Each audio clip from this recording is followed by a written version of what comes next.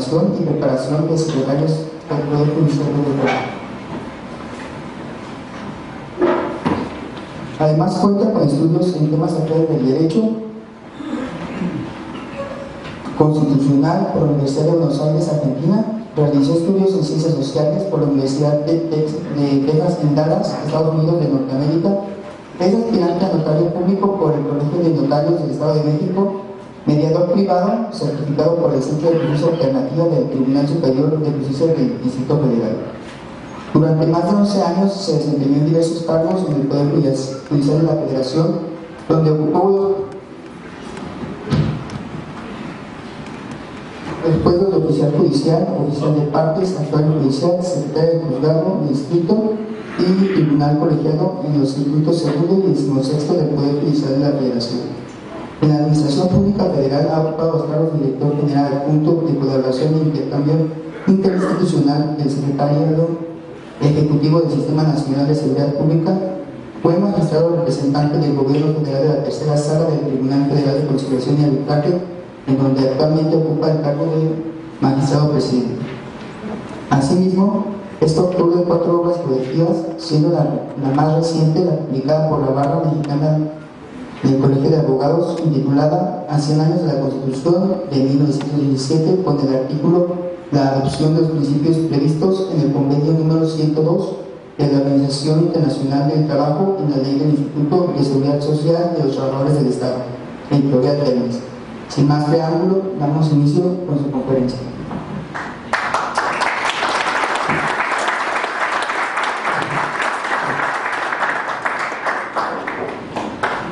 Muchísimas gracias a todos por permitirme estar nuevamente aquí en esta casa de estudios, donde largas horas pasé en el centro de este pasillo dialogando con diversos maestros. Yo saludo con respeto y afecto al maestro Segura, al maestro Mesa, al maestro Cervantes, un abrazo afectuoso a mi amigo el magistrado Pallares y Lara, un potente abogado especialista en materia de trabajo y un buen amigo al señor.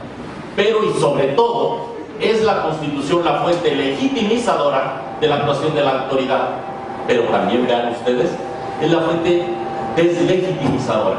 Recordarán ustedes que de conformidad con el marco constitucional mexicano, ningún individuo podrá ser molestado en su esfera jurídica si no es por virtud de un mandamiento escrito emitido por autoridad competente que funde y motive la causa legal del procedimiento. Esto entonces es lo que se conoce como el Estado de Derecho. ¿Y qué supone entonces el Estado de Derecho? Supone 3 cosas a saber. La primera, que una burocracia sin control no afecte injustificadamente a los gobernados, que gobernantes y gobernados pasen por el tamiz de la ley y que esa ley sea emitida por los representantes populares y que representen, según sea la Cámara, diputados o senadores, al pueblo en caso de la Cámara de Senadores y a las entidades federativas, a la Cámara de Diputados y a las entidades federativas en caso de la Cámara de Senadores. Señalado lo anterior entonces, por su importancia, el derecho burocrático ha sido elevado a norma de rango constitucional y encuentra su sustento en el artículo 123 constitucional, apartado B, que esta norma, como acertadamente lo dijo el magistrado Pallares, es de 1960. En 1959, el presidente Adolfo López Mateos presentó la iniciativa de reforma constitucional, pero esto no supone que en la norma de 1917 no existiera ninguna regulación específica para los trabajadores al servicio del Estado. Desde la Constitución de 1857, norma que se repitió en la de 1917, se decía en el artículo 85, fracción segunda, como se dice actualmente en el artículo 89, fracción segunda, que corresponde al presidente de la República nombrar a todos los funcionarios cuyo nombramiento no estuviera establecido de manera diversa en otra normatividad. De manera muy destacada se refería a los miembros del Servicio Exterior Mexicano y a los miembros de instituciones militares. Sin embargo, no hubo una regulación específica en el artículo 123, como acertadamente lo señala el magistrado Pallares y Lara. En esta lógica es que el presidente, y voy a tratar de no meterme a temas históricos porque me gustaría mejor adentrarme directamente a temas más de fondo del derecho burocrático, cómo se está operando, y por eso me parece que la plática que amablemente nos dio el magistrado Pallares me sirve para retomar con muchos de los puntos que ya planteó y tratar eventualmente de hacer algún análisis un poco digamos, desde el punto de vista constitucional. Señalado lo anterior, el presidente Velasco L. Rodríguez abdica a esta facultad omnímoda y inicia una regulación específica que solamente tuvo vigencia durante 6 meses. Después se creó el Estatuto para los Trabajadores al Servicio de los Poderes de la Unión. ¿Y por qué se le llamó Estatuto? Porque, como bien lo dijo el magistrado Pallares y Lara, no tenía un sustento constitucional, de manera que no podría haberse llamado ley, con independencia que lo expidió el Congreso. En esa lógica fue cuando el presidente Adolfo López Mateos, en el año 1959, presenta la iniciativa de reforma constitucional que finalmente en 1960 creó el apartado B, y con esto grandes instituciones del derecho del trabajo, sobre todo el derecho del trabajo burocrático, y señalo algunas de manera muy breve: el ISSSTE, por ejemplo, y el Tribunal Federal de Conciliación y Arbitraje. Pero ahora empecemos por analizar, cosa que ha sido largamente debatida en el mundo del derecho del trabajo. ¿Es pertinente que existan 2 apartados? ¿Es adecuado que existan 2 apartados? Grandes laboralistas, mañana estará por aquí Carlos de Buen, un hijo del insigne maestro Néstor de Buen, y Néstor de Buen sostenía que no teníamos por qué tener esa división. Grandes laboralistas han sostenido que es inadecuado, porque todos son trabajadores al final todos deben pertenecer a una misma regulación. Incluso dicen, no es posible que tengamos un apartado A y un apartado B, porque al rato vamos a tener un apartado Z. Recordarán ustedes que en los años 70 se intentó crear el apartado C para los trabajadores de las universidades. Bueno, señalado lo anterior, veamos que existen grandes diferencias en el apartado A y en el apartado B. Señalo algunas de manera brevísima. ¿Cuál es la naturaleza del apartado A? La naturaleza del apartado A es evitar la exacerbación de clases, poniendo en igualdad de circunstancias a patrones y empleados, de manera que tiene, como se ve, un fin eminentemente de lucro. Los patrones en el apartado A, de manera natural, persiguen un fin de lucro, tienen una finalidad económica, de manera que lo que persigue entonces, decíamos, el apartado A es evitar la exacerbación de clases. En el apartado B, fíjense la diferencia tan importante. Dijo el presidente López Mateos en su exposición de motivos, que finalmente fue analizada por el Congreso de la Unión. Dice: los trabajadores al servicio del Estado, por diversas y conocidas circunstancias, no habían disfrutado de todas las garantías sociales que el artículo 123 constitucional consigna para los demás trabajadores. Es cierto, dice el presidente, que la relación jurídica que une a los trabajadores en general con sus respectivos patrones es de distinta naturaleza de la que liga a los servidores públicos con el Estado, puesto que aquellos laboran para empresas con fines de lucro o de satisfacción personal, mientras que estos trabajan para instituciones de interés general, constituyéndose en íntimos colaboradores en el ejercicio de la función pública. Nótese pues cómo el apartado B lo que pretende es regular la relación del Estado asimilado a patrón con las personas que le prestan un servicio, pero el Estado nunca y por ninguna circunstancia tendrá un fin de lucro. Fíjense ustedes que ha dicho la Academia que para considerar una rama del derecho independiente de otra son 3 características las que tenemos que tener en consideración. Autonomía legislativa la tenemos, es diversa a la Ley Federal del Trabajo, de la Ley Federal de los Trabajadores al Servicio del Estado, reglamentaria del apartado. Autonomía jurisdiccional, y la tenemos. Son diversos tribunales los encargados de resolver las controversias laborales en el apartado A y en el apartado B. Hasta el día de hoy, los asuntos vinculados con el apartado A lo resuelve la Junta Federal o local según corresponda, pero por virtud de la reforma constitucional a la fracción 20 del apartado A del 123 constitucional, corresponderá ahora al Poder Judicial de la Federación en el ámbito federal y al Poder Judicial de los Estados en el ámbito local resolver los asuntos laborales entre trabajadores y empleados privados. Pero vean ustedes, qué cosa más interesante. Decíamos que el Estado nunca perseguirá un fin de lucro. Y decíamos también que el Estado no solo quienes pertenecen a la burocracia, permítanme la expresión, no solo son empleados públicos. Fíjense, hay una diferencia muy clara entre ambos apartados. En el apartado A, todas las relaciones, todas absolutamente, son relaciones de trabajo. Es decir, la relación entre empleados y empleadores siempre será un vínculo de trabajo que se da por virtud de un contrato individual o en su caso un contrato colectivo de trabajo. En el apartado A, en el apartado B no es así. En el apartado B hay cuando menos tres naturalezas jurídicas que deberás considerar: la electoral, la administrativa y la laboral burocrática. Vean ustedes, pongo un ejemplo muy sencillo. El jefe de la burocracia es el titular del Ejecutivo, que es el presidente de la República, pues a él no lo une con el Estado ningún vínculo de trabajo. Lo une con el Estado un vínculo de naturaleza electoral, cuyo sustento no es el artículo 123, es el artículo 36, fracción cuarta de la Constitución, que dice que es obligación de los mexicanos desempeñar los cargos de elección popular, los que en ningún caso serán gratuitos. Ahí está el sustento de la retribución de los servidores públicos que provienen o cuyo origen es electoral. Esto en relación con el artículo 41 de la Constitución, que establece, entre otras cosas, la renovación periódica de nuestras autoridades. Bueno, vean ustedes, el jefe de la burocracia no lo une con el Estado un vínculo laboral. Si ustedes ven el artículo 123 constitucional, apartado B, señala en las diversas fracciones un número muy importante de derechos en favor de los trabajadores, a los cuales me referiré de manera brevísima, pero quisiera en este momento analizar la fracción 13. La fracción 13 dice que los policías y los miembros de las instituciones de las Fuerzas Armadas y los miembros de instituciones policiales, periciales y del Servicio Exterior Mexicano se regirán por sus propias normas.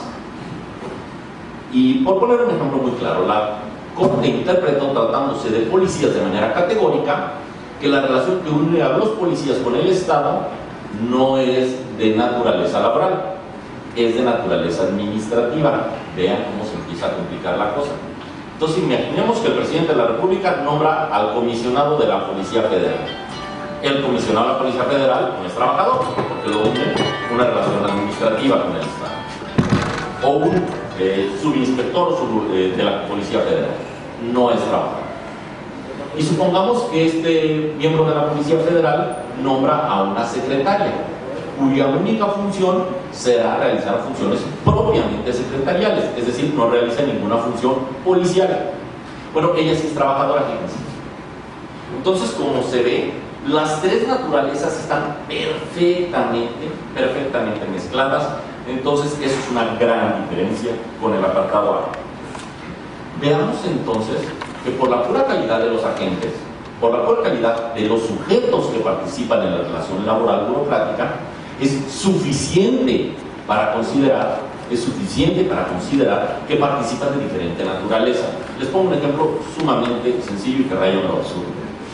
Si yo le presto dinero a cualquiera de ustedes y firmamos un contrato de mutuo con interés y garantía hipotecaria, por la pura calidad de los sujetos que intervienen en la relación, dos ciudadanos actuando como ciudadanos, es una relación de naturaleza civil. Sin embargo, si cualquier banco les presta dinero a ustedes y firman un contrato de mutuo con interés y garantía hipotecaria, la misma figura jurídica, idéntica, por la pura calidad de los sujetos que intervienen en la relación, es una relación de naturaleza mercantil. Y yo no veo a nadie diciendo que desaparezcamos el mercantil. Como se ve, participan de diferente naturaleza, es diferente el diseño. Si ustedes ven, en el apartado A, solo el artículo 123, de manera preponderante, le da sustento al derecho del trabajo laboral. El derecho del trabajo del apartado A, perdónenme. El derecho del trabajo burocrático tiene su regulación en diversos artículos, vean ustedes. Decíamos que el derecho burocrático, empecemos por definirlo, es la rama del derecho social que se encarga de regular las relaciones de trabajo entre el Estado asimilado a patrón y sus empleados. La nota característica es que el Estado está desprovisto de su facultad de imperio. ¿Qué supone esto? Que recuerden que el Estado se relaciona con los individuos de supra a subordinación, es decir, nunca están en igualdad de circunstancias. Es lo que se llama el régimen exorbitante del derecho administrativo. El Estado, solo en el derecho burocrático y en algunas relaciones de índole civil, cuando el Estado compra, cuando el Estado renta, está en igualdad de circunstancias que el gobernante. Bueno, en el derecho burocrático, el Estado siempre está en igualdad de circunstancias que el gobernado, porque recuerden, no actúa como autoridad, actúa como patrón asimilado. Y veamos, ¿por qué? Nota muy característica de esto es, por ejemplo, cuando tienes que levantar una acta administrativa, tienes que tener testigos de asistencia. ¿Por qué? Porque está actuando como patrón. Si actuara como Estado, el acto se presumiría válido, salvo prueba en contrario. Es una presunción juris tantum. Pero fíjense, ahora volviendo al tema del nombramiento que atinadamente señaló el señor maestro Pallares y Lara, el nombramiento, que es el vínculo o el documento que vincula al gobernado con el Estado en una relación de trabajo, sí es un acto condición, es un acto eminentemente administrativo. La voluntad del Estado de nombrarte no implica la voluntad del gobernado. A ver, pero entonces, ¿qué es un trabajo forzado o cómo? No, a ver, vuelvo otra vez. ¿Qué es un acto administrativo? El acto administrativo supone la voluntad del Estado, sin tomar en consideración la voluntad del gobernado, afecte su esfera jurídica. Ustedes dan cualquier nombramiento y no aparece la firma del gobernado. ¿En dónde está la firma del gobernado? La firma del gobernado está en el movimiento único de personal. Ahí sí está la firma del gobernado. Lo que pasa es que al protestar el cargo, que recordarán que en términos del artículo 128 constitucional, todos los funcionarios deberán protestar el cargo, ahí aceptas desempeñar el cargo para el que fuiste nombrado. ¿Qué supone entonces que sea un acto condición? Aparte de lo que señaló acertadamente el magistrado Pallares, que es la condición para acceder al servicio, también supone el acto condición que la voluntad del nombrado se encuentra supeditada al marco normativo que rige la relación. ¿A qué me refiero con esto? En el apartado A, tú puedes decir, a ver, te voy a contratar para que seas mi trabajador y que hagas determinada cosa, pero te pones de acuerdo en un contrato individual o en un contrato colectivo. Recuerden que los contratos es una norma individualizada entre las partes firmantes. Se pone, y en los contratos, la voluntad de las partes debe respetarse, es el famoso principio pacta sunt servanda. En esa lógica, en el apartado A te podrás poner de acuerdo en los extremos de la relación. ¿Qué vas a hacer? ¿Cuánto vas a ganar? ¿Qué días vas a ir? ¿Cómo le vas a hacer? En el apartado B, ello no es así. Tu salario o tu retribución está prevista en los tabuladores regionales y tu función se encuentra perfectamente delimitada en el marco normativo que fija la función. Es decir, si tú eres el director general jurídico del ISEC, pues la normatividad interna del ISEC establece cuáles serán tus funciones a desarrollar. Y no puedes decir, oye, yo no quiero ganar, no sé, los 80,000 pesos que te paga el tabulador regional, yo en realidad quiero ganar 400,000 pesos, pues aunque quieras, no te los puede pagar el Estado. Bueno, vamos viendo cómo es muy diferente el derecho laboral del apartado A y del apartado B. Ahora empecemos a escudriñarlo constitucionalmente. No todas las relaciones laborales, fíjense, tienen sustento en el apartado B, decíamos del 123. Solo las relaciones laborales burocráticas federales. Es decir, el artículo 123 constitucional lo que regula son las relaciones laborales entre el poder ejecutivo, legislativo y judicial con sus trabajadores, que también los organismos constitucionales autónomos, todos los organismos constitucionales autónomos se rigen por el artículo 123, apartado B. Y entonces viene la primera pregunta, pero eso no dice la Constitución, ¿eh? Si ustedes ven el encabezado del apartado B, solo se refiere a los 3 poderes de la Unión. Bueno, si ustedes recuerdan cómo ha interpretado la Corte los organismos constitucionales, es precisamente una derivación de la división de poderes. De manera que su sustento se encuentra en la propia Constitución. Señalado lo anterior, existen una serie de normatividad constitucional. El artículo 123, decíamos, regula a los trabajadores federales, de los poderes de la Unión. Y decíamos, como lo señaló el maestro Pallares y Lara, entonces los de los organismos descentralizados, ¿qué? A ver, vamos a ponernos de acuerdo primero. Según el artículo 90 de la Constitución, la administración pública se divide en centralizada y paraestatal. Dentro de la paraestatal se encuentran los organismos descentralizados. de manera que su sustento es el artículo 90 constitucional. Dentro de estos organismos descentralizados, en términos del artículo 45 de la Ley Orgánica de la Administración Pública Federal, señala, como bien lo dijo el magistrado Pallares y Lara, que son organismos creados por ley o por decreto del presidente de la República que tienen autonomía de gestión y presupuesto propio, de manera que, como dicen erróneamente, tienen personalidad jurídica y presupuesto propio. Que el patrimonio no es un atributo de la personalidad, que no bastaría decir que tiene personalidad jurídica propia. Bueno, señalado lo anterior, entonces, el derecho laboral burocrático encuentra su sustento para los trabajadores federales en el artículo 123, apartado B. Sin embargo, los trabajadores al servicio de las entidades federativas no tienen su sustento en el artículo 123, apartado B. Tienen su sustento en el artículo 116, fracción cuarta de la Constitución, que establece que los congresos locales tendrán facultades para regular la relación de trabajo entre la entidad federativa y sus empleados, que sí, siguiendo el marco referente del artículo 123 constitucional y sus leyes reglamentarias. Y entonces los trabajadores de los municipios, ¿dónde encuentran sustento? ¿En el 116? ¿En el 123? No, tienen su sustento en el artículo 115, fracción octava, segundo párrafo de la Constitución. Por eso es común, vean, que establece también que las legislaturas locales tendrán facultad para regular la relación de trabajo entre los empleados municipales y el municipio, no el ayuntamiento. El ayuntamiento no tiene empleados. El ayuntamiento es el cuerpo edilicio integrado por el presidente municipal, síndicos y regidores. De manera que el ayuntamiento no tiene ni un trabajador. Lo que tiene trabajadores es el municipio, la administración municipal, esa tiene trabajadores, no el ayuntamiento. Entonces, es el artículo 115 el que le da sustento, es el artículo 115 el que les da sustento a los trabajadores de los municipios, fracción octava, segundo párrafo. Por eso es que generalmente se llama la ley de los trabajadores al servicio del Estado, fulano de tal, y sus municipios.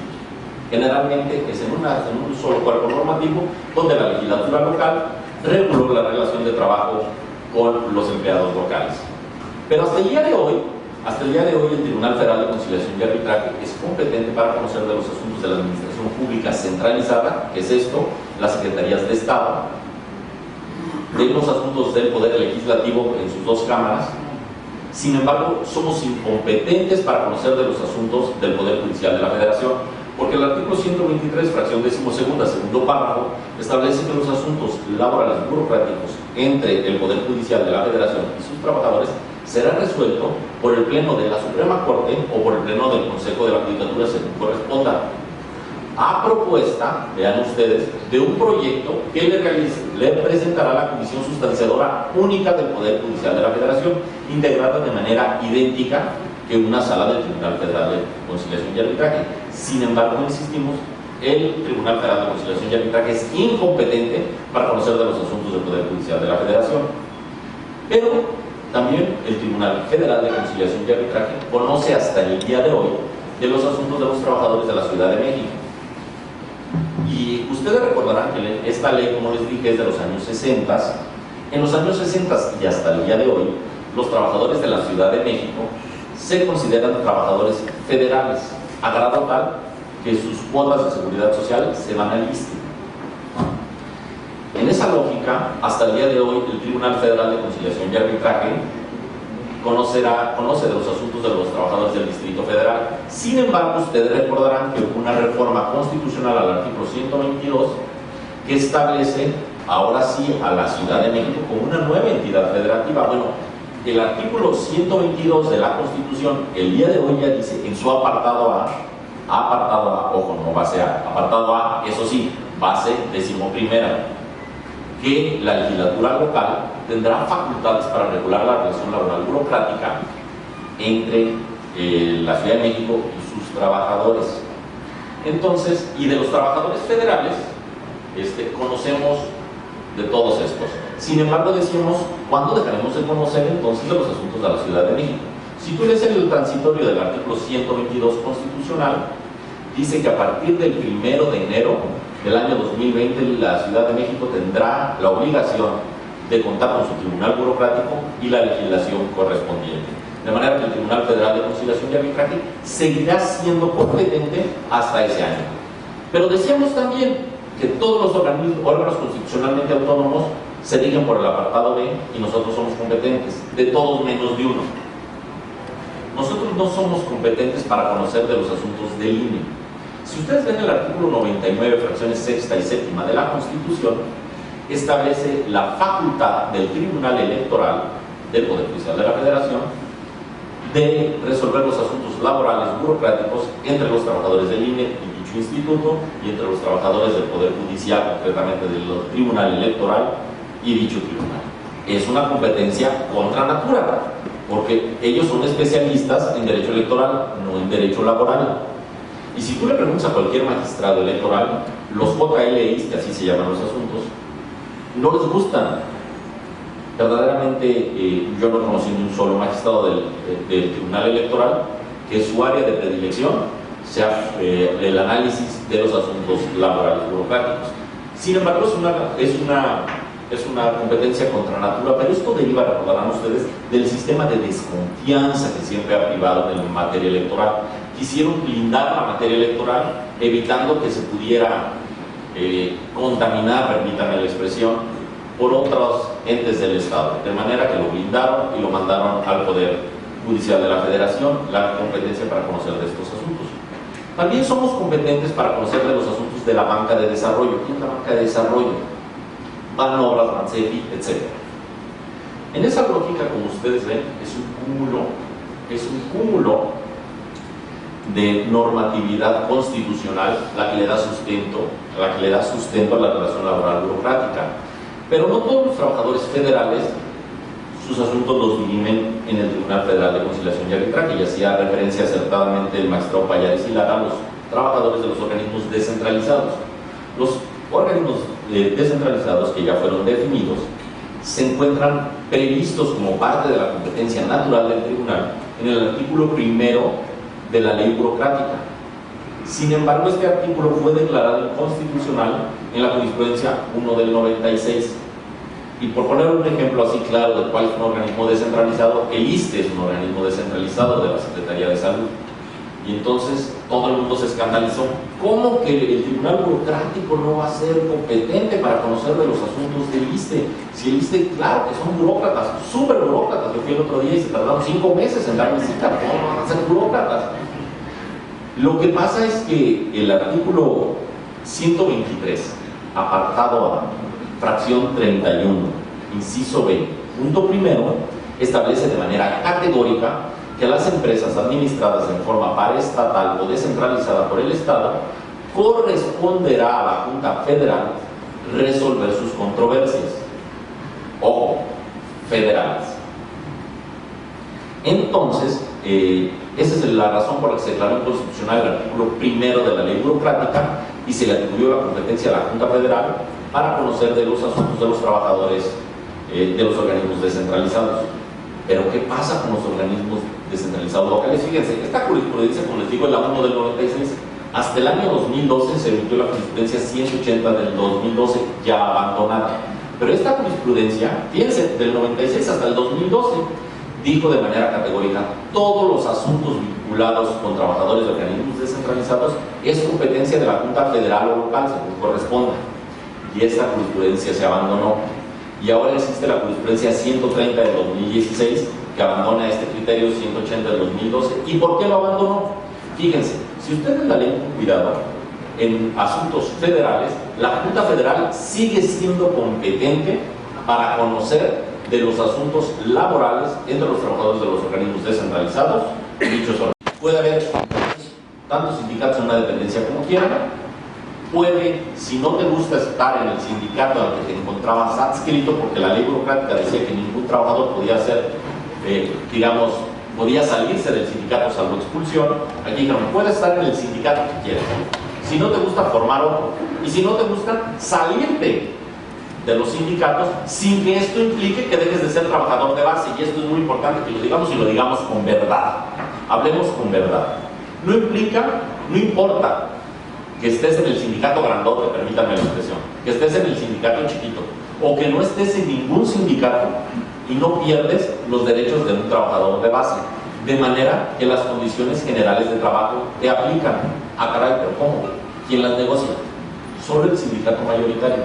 Pero los beneficios obtenidos, y aquí es importante decirlo con verdad, los beneficios obtenidos aplican para el trabajador afiliado al sindicato mayoritario, al sindicato minoritario o a ningún sindicato. Y por esa misma razón se declaró inconstitucional el artículo 54 que establece la integración de la comisión mixta de escalafón. ¿Por qué? Porque el artículo dice que tendrá igual número de asientos para la dependencia y para el sindicato.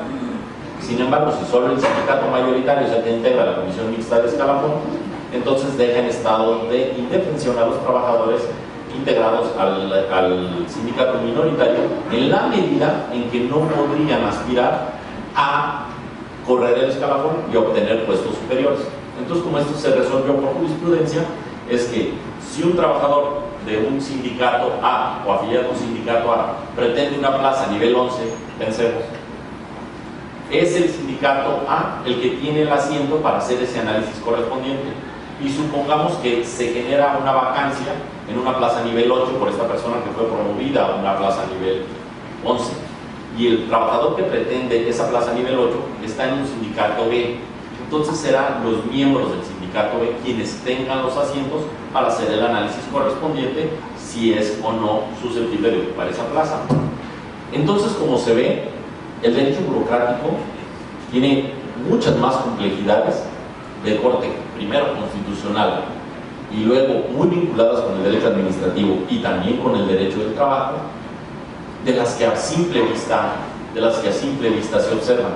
Por eso yo les agradezco muchísimo que me hayan permitido venir a hablar aquí a la Universidad de Guanajuato, que me hayan permitido estar en esta cuna de hombres valientes donde se habla con verdad, porque la verdad os hará libres. Muchísimas gracias.